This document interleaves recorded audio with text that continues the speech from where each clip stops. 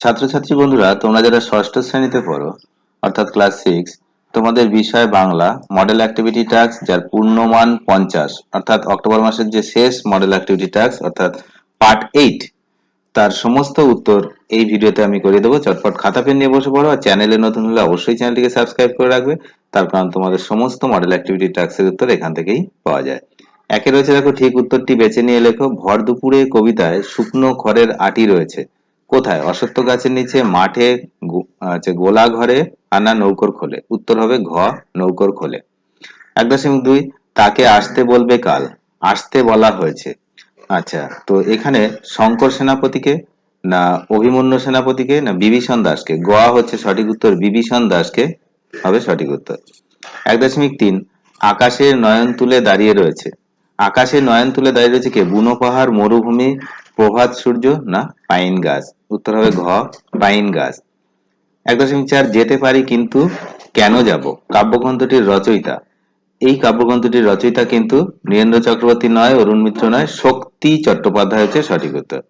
1.5, পূর্ববঙ্গের মাহুতের ভাষায় মাইল শব্দের অর্থ পিছনে যাও, সাবধান। সাবধান হচ্ছে সঠিক উত্তর। সাবধান হচ্ছে সঠিক উত্তর। 2 দেখো, খুব সংক্ষেপে নিচের প্রশ্নগুলির উত্তর দাও। তো এখানে 1 নাম্বার করে দেওয়া রয়েছে, কিন্তু প্রশ্নগুলো মাঝে মাঝে এমন রয়েছে যে প্রশ্নের উত্তর কিন্তু গুছিয়ে লিখতে হলে একটু কখনো কখনো বেশি লিখতে হচ্ছে। তো যেহেতু বাংলা, এখানে কিন্তু এই প্রশ্নগুলোর উত্তর একটু গুছিয়ে লিখতে হবে। তো সমস্ত প্রশ্নগুলো 2-এ রয়েছে, দেখো, 10টা প্রশ্ন। 2-এ 10টা প্রশ্ন। আচ্ছা, 3-এ রয়েছে এরকম আহ 10টা প্রশ্ন। 3-এ 10টা প্রশ্ন। 4-এ রয়েছে কিছু ব্যাকরণগত প্রশ্ন, আর 5-এও কিছু ব্যাকরণগত প্রশ্ন রয়েছে। আর 6-এ দেখো যে একটা অনধিক 100 শব্দে অনুচ্ছেদ রচনা করো লেখা রয়েছে। তাহলে আমরা এই প্রশ্নের উত্তরগুলো কিন্তু সরাসরি লিখতে চলে যাব, কারণ এত প্রশ্ন, সুতরাং ভিডিওটি অনেক লম্বা হয়ে যাবে। তাই আমি কিন্তু সরাসরি প্রশ্নের উত্তর লিখতে চলে যাচ্ছি। চলো, তোমরাও কিন্তু খাতা পেন নিয়ে প্রশ্নের উত্তরগুলো লেখা শুরু করো। 2.1-এর উত্তর হচ্ছে, নীরেন্দ্রনাথ চক্রবর্তীর ভর দুপুরে অশ্বত্থ গাছটিকে প্রতীকজনের ছাতা বলা হয়েছে। 2.2, শ্যামল গঙ্গোপাধ্যায় লেখা সেনাপতি শঙ্কর গল্পে উল্লেখিত আকন্দ বাড়ি থেকে মাত্র 5 মাইল দূরে বঙ্গোপসাগর অবস্থিত হওয়ায় এখানে বাতাসের ভিতর সবসময় ভিজে জলের ঝাপটা থাকে। এটা কিন্তু ঝাপটা, ভিজে জলের ঝপটা না, এটা ঝাপটা থাকে। চলো 2.3 দেখি। 2.3-4, 2.3-এর উত্তর দেখো। মন ভালো করা কবিতায় কবি শক্তি চট্টোপাধ্যায় রোদ্দুরকে মাছরাঙা পাখির পায়ের বিচিত্র বর্ণবাহারের সাথে তুলনা করেছেন। 2.4 হচ্ছে, কবি অরুণ মিত্র তার প্রিয় বন্ধু ঘাসফড়িংকে কথা দিয়ে এসেছেন যে তিনি আবার তার কাছে ফিরে আসবেন। 2.5 দেখো, ভাদুলী ব্রত বর্ষাকালের শেষের দিকে মেয়েরা করে থাকে। বৃষ্টির পরে আত্মীয় স্বজনদের সমুদ্রযাত্রা থেকে স্থলপথে নিজেদের বাসায় ফিরে আসার কামনায় তারা এই ব্রত করে। নদীর পাড়ে নানা আলপনা এঁকে গান গেয়ে নদীমাতাকে জানায় তাদের প্রার্থনা। 2.6 দেখো, কবি যতীন্দ্রনাথ সেনগুপ্তের হাট কবিতায় সন্ধ্যাবেলার বাস্তব চিত্রটুকু তুলে ধরেছেন। দূরের গ্রামগুলিতে প্রদীপ জ্বললেও হাট অন্ধকারে থেকে যায়। ক্লান্ত কাকের পায়খানা ধীরে ধীরে সন্ধ্যা নেমে আসে। আচ্ছা, হাটের দোচালা দোকানগুলি যেন চোখ বুজে বিশ্রাম নেয়, শুধু শোনা যায় জীর্ণ বাঁশের বুকের বাতাসের ফুটে ওঠা বিদ্রুপের সুর।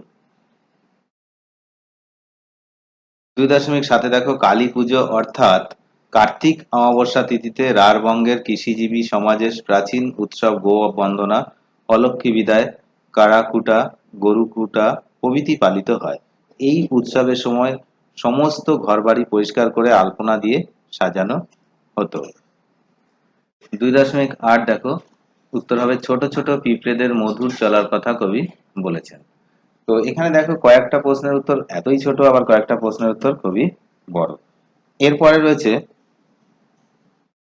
2.9 রয়েছে, ফাঁকি গল্পে আমরা দেখতে পাই গোপাল বাবুকে কেউ তার বাড়ির ঠিকানা জিজ্ঞাসা করলে তিনি বলতেন কাঠজড়ি নদীর ধার বরাবর পুরীঘাট পুলিশের ফাঁড়ি, পশ্চিম দিকে যেখানে পাঁচিলের মধ্যে আম গাছ দেখবেন সেখানেই আমাদের বাড়ি। এভাবে আম গাছটি তাদের বাড়ির নিশানা হয়ে উঠেছিল। 2.10 উত্তর দেখো, যে পিঁপড়ে যখন বলেছিল যে তারা সাঁতার জানে, এমনকি দৌড়াতেও জানে, তখন ঘাস পিঁপড়েকে একথা বলেছিল। তাহলে 2 সমস্ত উত্তর হয়ে গেল। চলো 3 উত্তর আমরা শুরু করব। 3 দেখো, দাঁড়ায় রয়েছে পাম গাছ মরুতটে, কে এমন স্বপ্ন দেখে, কেন সে এমন স্বপ্ন দেখে? উত্তর লেখা শুরু করো। পাইন গাছ এমন স্বপ্ন দেখে, পাইনের মতো পাম গাছও একেবারে একাকী, দুজনের পরিবেশে সম্পূর্ণ আলাদা, কিন্তু একাকিত্বের কারণে তাদের বেদনা একই রকম, তাই বরফের দেশের পাইন গাছ মরুভূমির পাম গাছের স্বপ্ন দেখে। পরের প্রশ্ন দেখো 3.2। 3.2, তারা স্বভাবত নীরব। এই প্রশ্নের উত্তর লেখা শুরু করো। দেখো, এখানে স্বভাবত নীরব বলতে জঙ্গলের পশুদের কথা বলা হয়েছে। কাস্টিং সাহেবের মতো পোষা জন্তু ও জঙ্গলের জন্তুর মধ্যে বেশ কিছু পার্থক্য রয়েছে। পোষা জন্তুরা জঙ্গলের জন্তুর থেকে অনেক বেশি চেঁচামেচি করে। উদাহরণস্বরূপ বলা যায়, পোষা কুকুর কিংবা পোষা ঘোড়া অনেক বেশি চেঁচায়। তুলনায় জংলি কুকুর বা বুনো ঘোড়ার শব্দ খুব একটা শোনা যায় না। এর কারণ হলো, এর কারণটা কি দেখো, পোষা প্রাণীরা বাড়ির পরিবেশে তারা খুশি মতো জোরে ডাকতে পারে, কিন্তু কিন্তু জঙ্গলের জন্তুরা বন্য পরিবেশে থাকার ফলে সবসময় এদের প্রাণ বাঁচিয়ে চলার একটা দায় থাকে। আত্মরক্ষার কারণে তাই তারা ইচ্ছেমতো জোর গলায় ডাকতে পারে না, তাই বন্য প্রাণীরা স্বভাবগতভাবে নীরব প্রকৃতির হয়। 3.3 দেখো, এরা বাসা তৈরি করার জন্য উপযুক্ত স্থান খুঁজে বের হয়। উপযুক্ত স্থান খুঁজে হওয়ার কৌশলটি কুমোর পোকার বাসা বাড়ি রচনাংশ অনুসরণে লেখো। উত্তরটা লিখে নাও। উত্তরটা দেখো, যে কোনো একটি বিশেষ জায়গা কুমোর পোকার মনে ধরলে তারা বারবার এসে সেই জায়গাটিকে ভালো করে পরীক্ষা করে দেখে। তারপর কিছুটা দূর পর্যন্ত উড়ে গিয়ে ফিরে এসে আবার ওই জায়গাটিকে পরীক্ষা করে দেখে। জায়গাটি পছন্দ হলে বাসা তৈরির জন্য কুমোর পোকার কাদামাটির প্রয়োজন হয়। যতটা কাছাকাছি সম্ভব জায়গা থেকে কাদামাটি জোগাড় করতে ও কুমোর পোকার 2 দিন কেটে যায়। কোনো জায়গায় কাদামাটির খোঁজ পেলে তারা সেই জায়গা থেকে বাসা তৈরির জন্য বেছে নেওয়া জায়গাটিকে বারবার যাতায়াত করে রাস্তাটি ভালোভাবে চিনে নেয়। 3.4 দেখো, ধান কাটার পর একেবারে আলাদা দৃশ্য।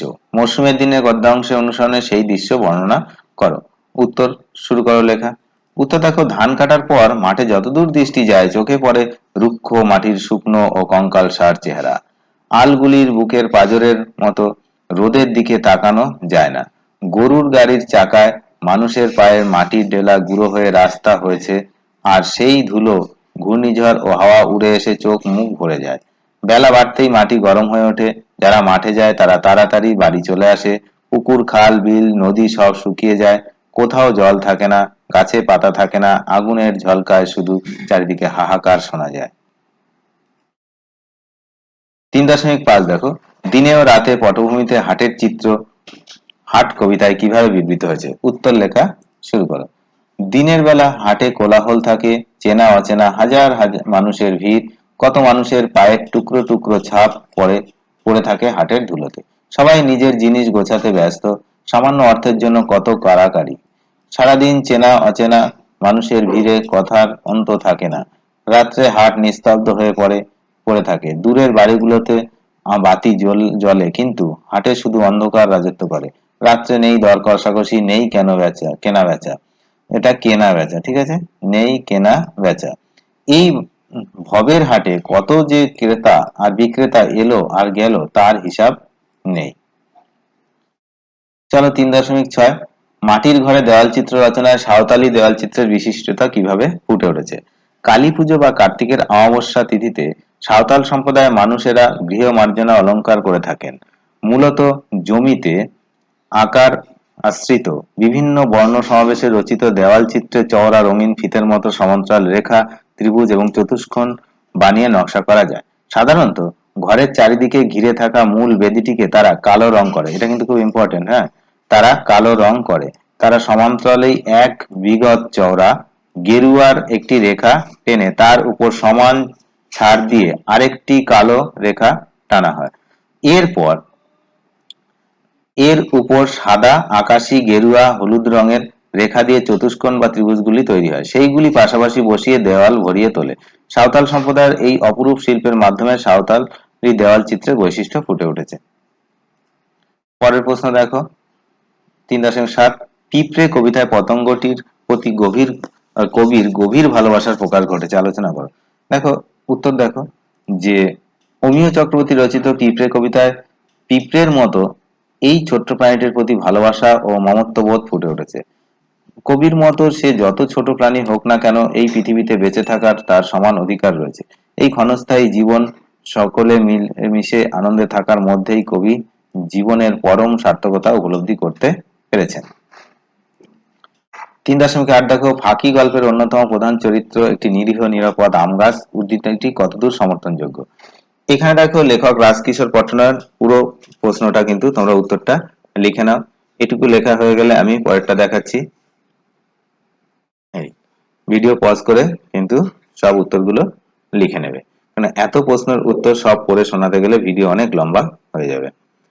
এরপরে দেখো 3.9, পৃথিবীর সবারই হোক এই আশীর্বাদ। আশীর্বাদ গল্পে কিভাবে ধ্বনিত হয়েছে?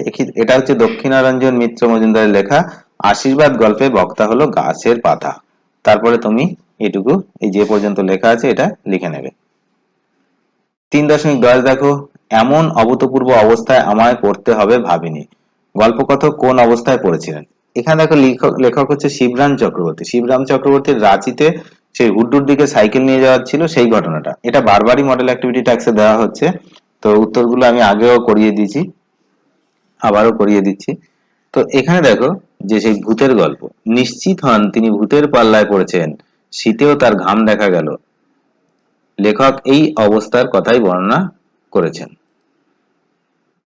4 যাব, দেখো 4 রয়েছে বিসর্গ সন্ধিতে বিসর্গ রূপান্তরিত হচ্ছে র হচ্ছে এমন দুটি উদাহরণ দাও। উদাহরণগুলো লিখে নাও, খুব ইম্পর্টেন্ট। নি যুক্ত অতিশয় নিরতিশয়, আর নি যুক্ত লোভ নির্লোভ। 5 দেখো 4.2 বিসর্গ সন্ধিতে বিসর্গ লুপ্ত হয়ে আগের স্বরধ্বনিতে দীর্ঘ করছে এমন দুটি উদাহরণ। এমন দুটি তত যুক্ত অধিক ততোধিক, মন যুক্ত রম মনোরম। 4.3 দেখো উদাহরণ দাও জোর বাঁধা সাধিত শব্দ আর শব্দখণ্ড বা শব্দাংশ জুড়ে সাধিত শব্দ। তো উদাহরণ দেখো, উত্তর এই যে জোর বাঁধা সাধিত শব্দ হচ্ছে মহাশয়, ভোজন প্রিয়, এইগুলো। আর শব্দাংশ জুড়ে সাধিত শব্দ হচ্ছে প্রিয়তম, ঝুলন্ত। 4.4 দেখো সংখ্যাবাচক ও পূরণবাচক শব্দের পার্থক্য কোথায়? সংখ্যাবাচক ও পূরণবাচক শব্দের পার্থক্য কোথায়?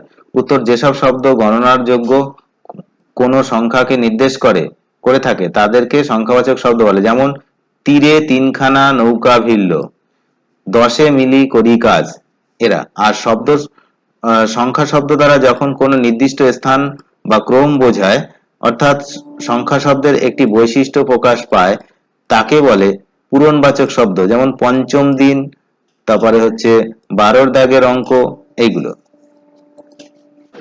5.4 দেখো সন্ধি বিচ্ছেদ করো নিরঙ্কুশ। নিরঙ্কুশ হচ্ছে নি যুক্ত অঙ্কুশ, এটা কিন্তু যুক্ত অক্ষর এখানে না পড়ার জন্য লেখা যায় না, তাই এরকম হচ্ছে, কিন্তু এটা অঙ্কুশ, ঠিক আছে। আর এটা নিরঙ্কুশ, তোমাদের প্রশ্নে দেখবে নিরঙ্কুশ বানানটা লেখা রয়েছে, নি যুক্ত অঙ্কুশ। আচ্ছা 5.1, এবার আমরা 5.1-এ যাবো। দেখো 5.1-এ রয়েছে শব্দজাত অনুসর্গগুলিকে বাংলায় কয়টি শ্রেণীতে ভাগ করা যায় এবং কি কি? উত্তর লেখা শুরু করো। শব্দজাত অনুসর্গগুলি নাম অনুসর্গ, বিশেষ্য অনুসর্গ নামে পরিচিত। এই অনুসর্গগুলিকে বাংলায় 3টি শ্রেণীতে বিভক্ত করা যায়, সেগুলো হলো সংস্কৃত বা তৎসম অনুসর্গ, বিবর্তিত রূপান্তরিত বা তদ্ভব অনুসর্গ, আর বিদেশি অনুসর্গ। 5.2 দেখো উপসর্গের আরেক নাম আদ্য প্রত্যয় কেন? খুব ইম্পর্টেন্ট প্রশ্ন। আদ্য শব্দের অর্থ হলো আদিতে বা প্রথমে। প্রত্যয় কথার অর্থ হলো মূল শব্দের সঙ্গে যে শব্দাংশ যুক্ত হয়ে নতুন নামপদ তৈরি করে। মূল শব্দের আদিতে বা প্রথমে বসে যে প্রত্যয় শব্দটির অর্থ বদলে দেয় তাকে আদ্য প্রত্যয় বলে। উপসর্গের কাজটিও সেই রকম, তাই উপসর্গের আরেক নাম আদ্য প্রত্যয়। 5.3 দেখো ধাতু বিভক্তি বলতে কি বোঝো? ক্রিয়াপদের মূল অংশকে ধাতু বলে। এই ধাতুর সঙ্গে বিভক্তি যুক্ত হয়ে নতুন শব্দ গড়ে তুললে সেটিকে আমরা ধাতু বিভক্তি বলি। যেমন কর ধাতুর সঙ্গে এ যুক্ত হয়ে করে ধাতুর বিভক্তির সৃষ্টি হয়েছে। তাহলে ধাতু বিভক্তিটা কি বোঝা গেল। 5.4 দেখো, শব্দ যুগলের অর্থ পার্থক্য দেখাও। কি কি রয়েছে এখানে? আশা, আশা শব্দের অর্থ রয়েছে হচ্ছে ভরসা বা আকাঙ্ক্ষা। আর আশা, আশা শব্দের অর্থ হচ্ছে আগমন করা। স্বর্গ শব্দের অর্থ অধ্যায়, গ্রন্থের পরিচ্ছেদ। স্বর্গ শব্দের অর্থ হচ্ছে দেবলোক। সবই তোমাদের বই থেকে লেখা।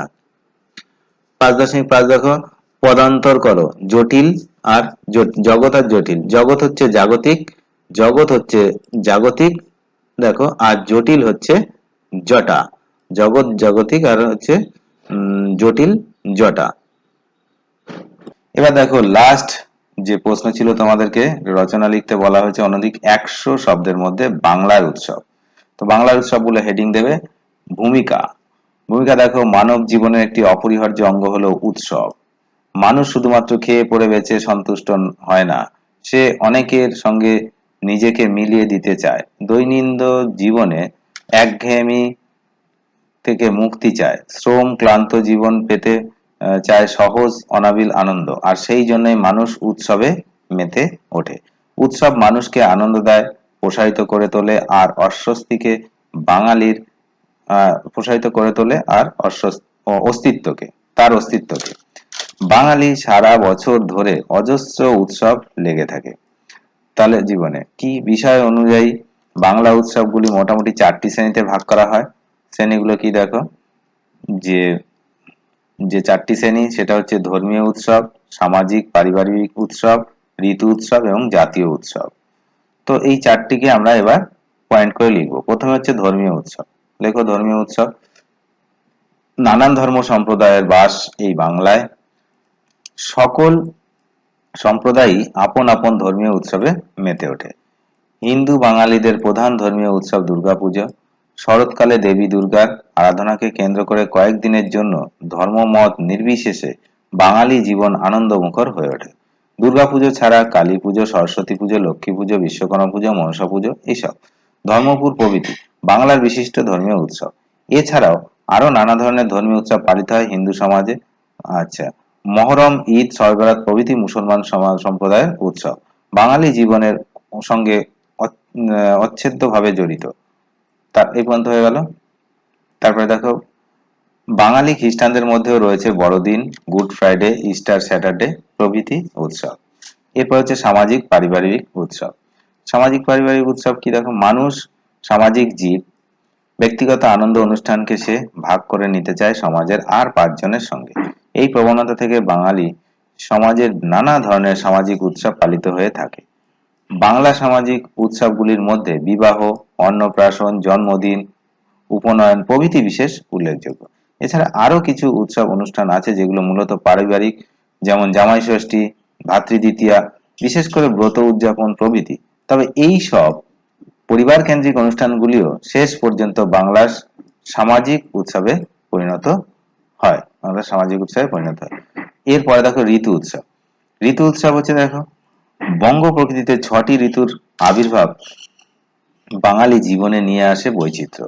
বাংলার মানুষ এই বৈচিত্র্য আরো বেশি করে অনুভব করে বিভিন্ন ঋতুতে অনুষ্ঠিত বর্ণময় উৎসবগুলির মধ্যে দিয়ে। আচ্ছা, বাংলার ঋতু সবগুলির মধ্যে প্রধান কয়েকটি হলো নবান্ন, পৌষ পার্বণ, মাঘোৎসব, দোলযাত্রা, নববর্ষ উৎসব প্রভৃতি। এরপরে হচ্ছে জাতীয় উৎসব। জাতীয় উৎসব দেখো, শুধু ধর্মীয়, সামাজিক, পারিবারিক বা ঋতু উৎসব নয়, বাংলার সমাজ জীবনে আর এক ধরনের উৎসব পালিত হয় যাকে বলা যেতে পারে জাতীয় উৎসব। স্বাধীনতা দিবস, প্রজাতন্ত্র দিবস, রবীন্দ্র জয়ন্তী, নজরুল জয়ন্তী প্রভৃতি এরা কিন্তু জাতীয়। এরপরে তুমি লিখে দেবে উপসংহার। উপসংহার দেখো, বাঙালির, এটা একটু ভালো করে লিখতে হবে, বাঙালি উৎসব প্রিয় জাতি, সেজন্য বাঙালি সমাজে 12 মাসে 13 পার্বণের সমারোহ। তবে বাংলার উৎসব গুলিকে শুধুমাত্র সাময়িক আনন্দ ও উত্তেজনার উৎস মনে করলে ভুল করা হবে। এই সব উৎসব একের সঙ্গে অন্যকে মিলিয়ে দেওয়ার, নিজের সংকীর্ণ গণ্ডি থেকে বেরিয়ে আসার মাধ্যম। এই সব উৎসব আছে বলেই সমস্যা জটিল, দুঃখ জর্জর জীবনেও বেঁচে থাকার আশ্বাস পাওয়া যায়। এই সব উৎসবের মধ্যেই রয়ে গেছে বাঙালির প্রাণের পরিচয়। ভিডিওটি কেমন লাগলো? ভিডিওটি যদি ভালো লাগে এক্ষুনি একটি লাইক করে দাও, আর বন্ধুদের সঙ্গে শেয়ার করতে একদমই ভুলবে না।